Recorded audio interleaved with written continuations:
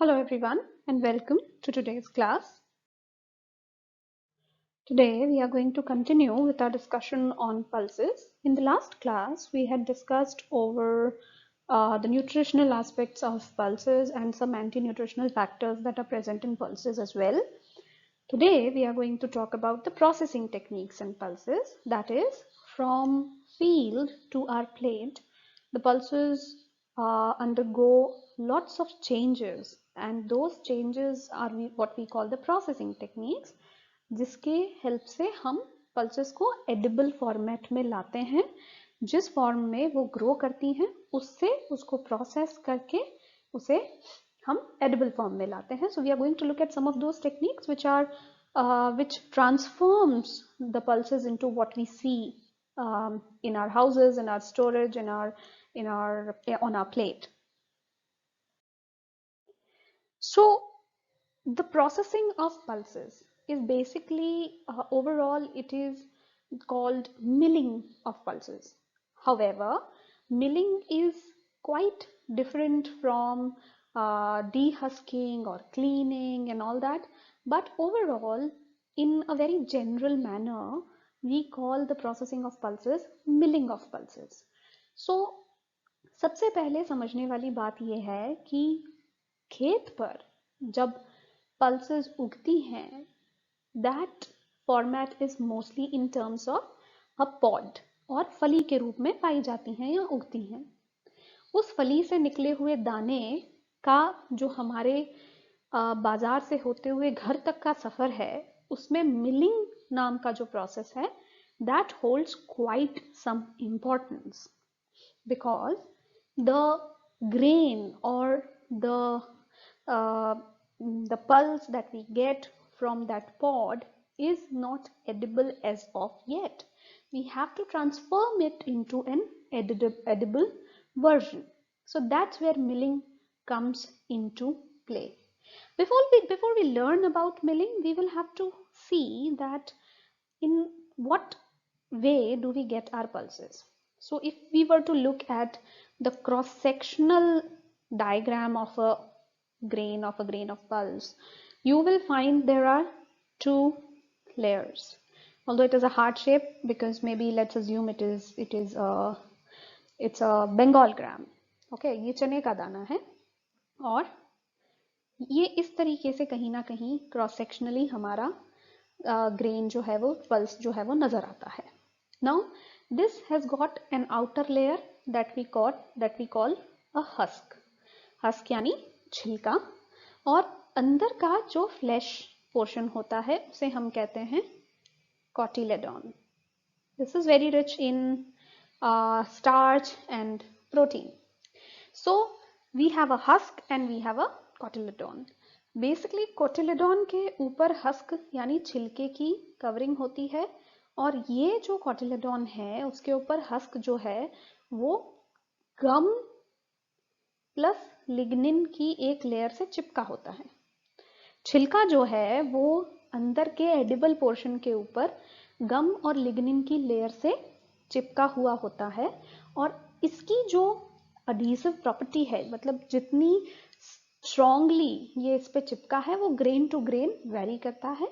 कुछ ग्रेन्स जो हैं उन पर से हस्क को हटाना, छिलके को हटाना ज्यादा मुश्किल होता है as compared to some other pulses. So milling is what? Milling is first of all dehusking and then subsequent splitting of the cotyledons, that is the inner fleshier portion, and then its polishing, cleaning and grading, जिसको पूरे process को हम कहते हैं milling. सो milling उस unprocessed pulse का processed edible version of pulse तक के सफर की कहानी के रूप में हम समझ सकते हैं. So how does this happen? How do we do the process of milling? How do we dehusk our pulses? हम कह रहे हैं कि it is very difficult, it is very you need a lot of force to dehusk a pulse because of the gum and lignin adhesion. तो कैसे होती है milling की process? ये 5 स्टेप्स में होती है। सबसे पहला प्रोसेस है, ऑफ कोर्स सबसे पहला स्टेप है स्टेप 1, दैट इज क्लीनिंग। खेत से लेकर हमारी प्लेट तक आने से पहले खेत के अंदर जितनी भी डस्ट, डर्ट, कंकर, पत्थर, डैमेज्ड पल्सेस, इनमेच्योर पल्सेस, इन सबको हटाने के प्रोसेस को हम क्लीनिंग कहते हैं, because we need to get the grain into the desirable format first. जब हमें ये पता चल जाए कि okay this is what we need to process further, उसके लिए हमें पहले उसके अंदर की सारी गंदगी हटानी पड़ेगी। So that is cleaning. Then we come to pitting. Pitting मतलब पिट मतलब खड्डे और पिटिंग मतलब खड्डे करने का प्रोसेस। सो होल पल्सेस यानी साबुत दलहन जो है, चाहे साबुत मूंग हो या साबुत चना हो, इनको एक खुरदुरे रोलर मशीन से गुजारा जाता है। अब्रेजिव रोलर मशीन यानी खुरदुरा रोलर मशीन से गुजारा जाता है, ताकि इनके ऊपर का जो हस्क है, जो सीड कोट है, उसे थोड़ा स्क्रैच किया जा सके, उसके अंदर क्रैक्स लाए जा सके, so that the later stage जहां पर ऑयल और वाटर का ट्रीटमेंट होना है, वो ऑयल और वाटर उस छिलके के अंदर बैठ सके। Pitting is basically the process of readying the pulse grain for further treatments, whether wet or dry or the pre-milling process. Pitting के माध्यम से हम एक अपने पल्स के ग्रेन पर ऊपर छोटे छोटे क्रैक्स और छेद करते हैं, ताकि सीड कोट के अंदर हुई इन क्रैक्स के माध्यम से हमारा ऑयल और वाटर का ट्रीटमेंट सीड कोट के अंदर तक बैठ सके और सीड कोट को हटा सके। So this is the first very significant point that we have to remember about pitting. Second, it is done mechanically by passing the pulses through a abrasive roller machine, यानी एक खुरदुरी roller machine से इसके ऊपर scratches लगाए जाते हैं। Then we come to the third step. Third step is pre-milling. अभी हम pre-milling पे पहुंच गए हैं। प्री-मिलिंग में बेसिकली 2 प्रोसेसेस आते हैं, उनमें से कोई भी एक ट्रीटमेंट का चयन किया जाता है। एक होता है वेट ट्रीटमेंट, एक होता है dry treatment. So in pre-milling the treatment that is given is basically for loosening of the husk from the cotyledons which is attached to the cotyledon। यानी हस्क का जो छिलका है, बेसिकली हस्क जो कोटिलेडॉन से चिपका हुआ है, और चिपका किस माध्यम से है, लिग्निन और गम के माध्यम से, उसको लूजन आउट करना है, ताकि वो छिलका जो है कोटिलेडॉन को थोड़ा छोड़ दे। और इसको छुड़वाने के लिए हम प्री मिलिंग में 2 ट्रीटमेंट करते हैं, दोनों में से कोई एक ट्रीटमेंट करते हैं। Rather we can either go for a wet treatment or a dry treatment. We are going to discuss about wet and dry treatment in the next slide in detail. Let's talk about the next step first. Step 4 और 5 होता है। Step 4 is drying. Drying यानी wet या dry दोनों में से कोई भी ट्रीटमेंट देने के बाद इन पल्सेस को ड्राई किया जाता है, या तो ड्रायर यानी मैकेनिकल ड्रायर के माध्यम से या फिर सन ड्राइंग के माध्यम से। And step 5 is dehusking and splitting, यानी अब हम वहां पहुंच गए जिसके लिए हमने सारी मेहनत करी थी, छिलका हटाने का मेहनत, और उसके बाद उसको 2 टुकड़ों में बांटने का, यानी दाल के फॉर्मेट में पाने का method, that is dehusking and splitting. We are also going to discuss about them in the coming slides, but first let's talk about pre-milling. So like I said, in pre-milling we have 2 options. 2 options हमारे पास होते हैं। The first one is wet milling or wet treatment, and the second one is dry milling or dry treatment. तो wet method क्या होता है? Wet method basically एक weather dependent method है, यानी ये मौसम पर निर्भर एक ऐसा labor intensive method है। 2 things that you should realize is it is a weather dependent method and it is labor intensive. Labour intensive मतलब इसमें बड़ी मेहनत लगती है, इस वाले प्रोसेस को करना थोड़ा मुश्किल है। इसमें पर जो दाल प्रिपेयर होती है वो ज़्यादा बेटर एंड रिजल्ट देती है, हालांकि इसको पकाना थोड़ा मुश्किल होता है। So how do we do this wet treatment? Wet treatment में पहले की तरह ही आपको अपने पल्सेस को क्लीन करना है, डस्ट, डर्ट, स्टोन पीसेस को हटाना है, इमेच्योर ग्रेन्स को हटाना है। Then we come to the easy to dehusk pulses. जैसे कुछ एक पल्सेस होती हैं जिनका छिलका ज़्यादा स्ट्रांगली नहीं लगा हुआ होता, उन्हें हम कम पीरियड के लिए सोक करते हैं, जबकि जो थोड़ी हार्ड होती हैं जैसे पिजन पी हो गया, ब्लैक ग्राम हो गया, ग्रीन ग्राम हो गया, उन्हें 2 से 8 घंटे सोक करने के साथ साथ हम रेड अर्थ यानी लाल मिट्टी के साथ उनको कवर भी करते हैं।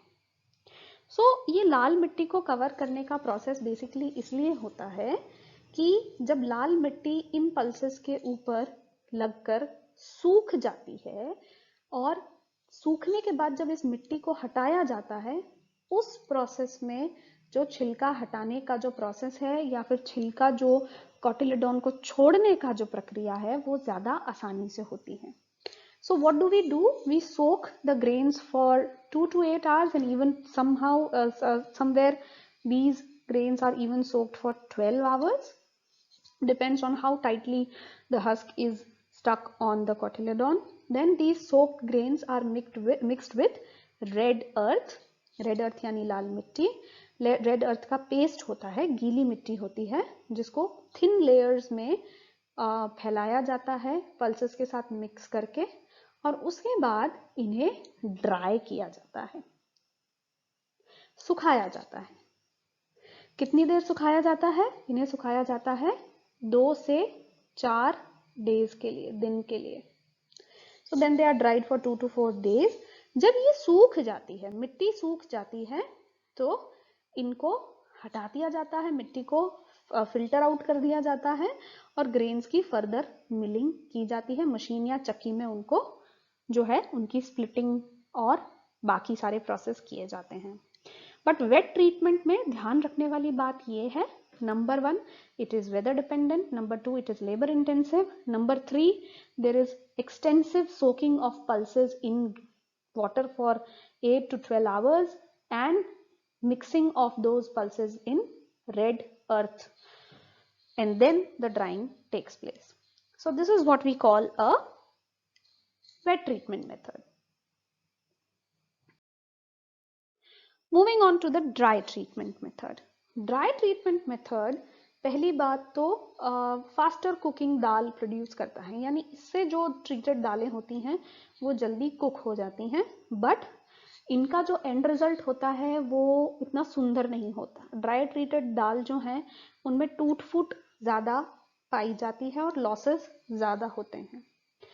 इस प्रोसेस में पिटिंग के बाद क्लीनिंग तक हमें पता है कि पल्सेस को पहले क्लीन किया जाता है, फिर पिटिंग यानी उसको अब्रेजिव रोलर से गुजार कर उसके ऊपर क्रैक्स और छेद किए जाते हैं, और उसके बाद ऑयल के अंदर इन पिटेड पल्सेस को मिक्स किया जाता है। कितना ऑयल मिक्स किया जाता है? 1% ऑयल।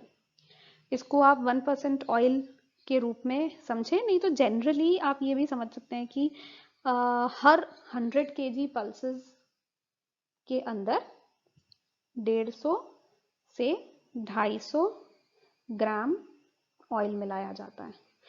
ऐसा ऑयल ऐसे मिक्स किया जाता है कि एक पतली ऑयल की परत जो है वो इन पल्सेस के ऊपर फैल जाती है।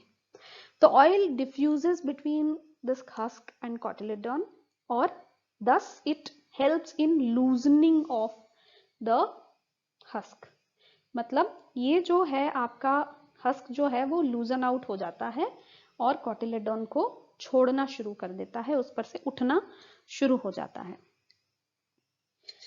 After you have mixed oil with the pulses, then it is spread for sun drying. इसके बीच में एक प्रोसेस आता है सन ड्राइंग, इसको धूप में सुखाया जाता है थोड़े दिनों के लिए।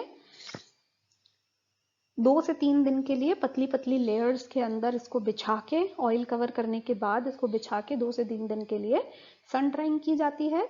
और उसके बाद आता है वाटर ट्रीटमेंट, जहां वेट ट्रीटमेंट में काफी सारे पानी में 8 से 12 घंटे तक उसे डिप किया गया था। यहाँ सन ड्राइंग के बाद जो वाटर ट्रीटमेंट किया जाता है वो मात्र कितना पानी होता है? ओनली 2.5% वाटर, सिर्फ 2.5% वाटर, या फिर आप मान के चले 2.5 से 3.5 किलो पानी,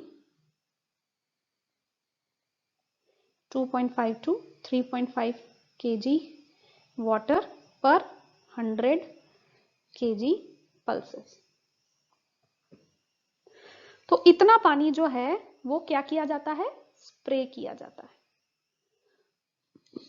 पानी को स्प्रे किया जाता है, and then the pulses are tempered.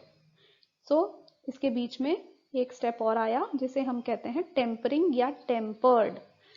Tempered या tempering, let's call it tampering.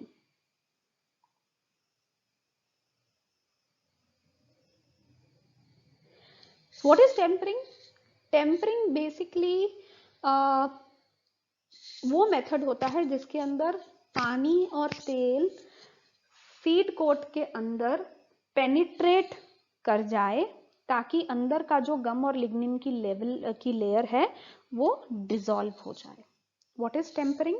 जो ऑयल लगाने और पानी के स्प्रे करने के बाद टेम्परिंग की अवस्था वो अवस्था होती है जिसके अंदर थोड़ी देर के लिए इस वाटर और ऑयल ट्रीटेड ग्रेन को छोड़ा जाता है ताकि ये वाटर और ऑयल सीड कोट के अंदर पेनिट्रेट कर जाए, घुस जाए, और सीड कोट और कोटिलेडॉन के बीच के गम और लिग्निन की लेयर को डिसॉल्व कर दे।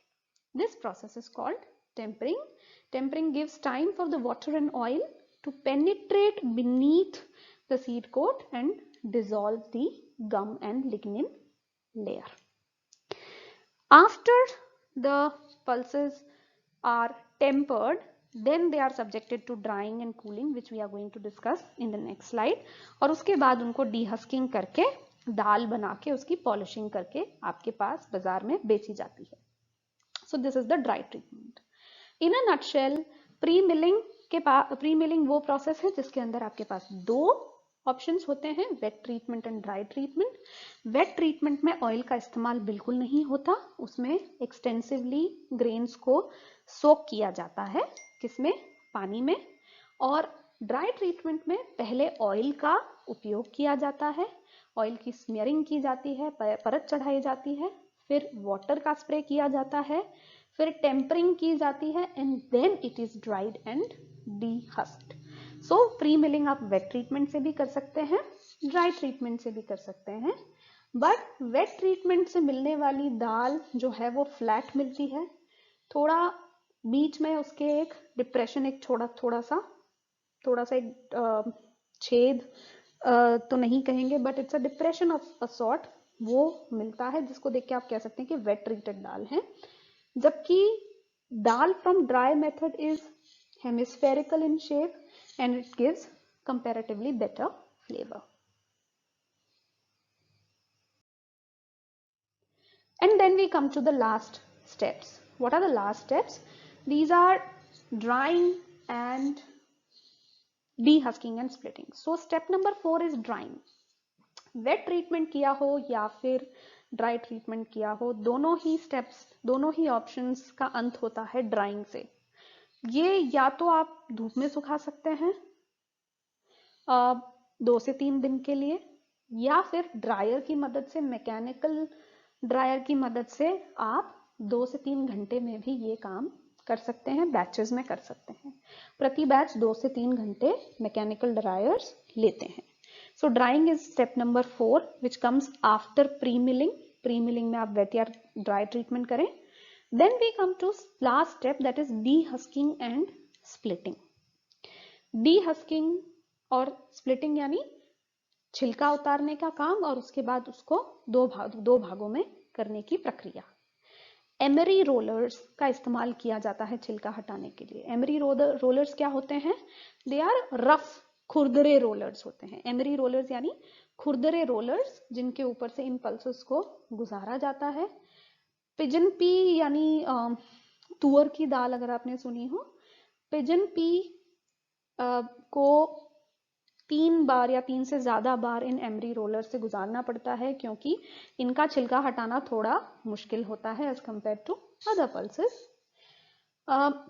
अनहस्ड या जो डीहस्ड ग्रेन रह जाते हैं, यानी ऐसे ग्रेन्स जो एमरी रोलर से गुजारने के बावजूद अभी तक जिनके ऊपर छिलके नहीं हटे हैं, होल फॉर्मेट में ही हैं, उन सबको हटा दिया जाता है। होल ग्रेन्स को दोबारा पास किया जाता है और स्प्लिटिंग की प्रक्रिया भी की जाती है। इनके लिए पूरी एक मैकेनिकल यूनिट आती है जो पल्सेस को क्लीन ग्रेड करके उन्हें डीहस्क और स्प्लिट करने का काम कर सकती है आराम से mechanically. So that is all for processing techniques of pulses. It is a 5-step process which starts from cleaning, then we have the milling, pre-milling, then we have the wet and dry treatment options, and then finally it ends with drying, dehusking and splitting. It's a very simple process.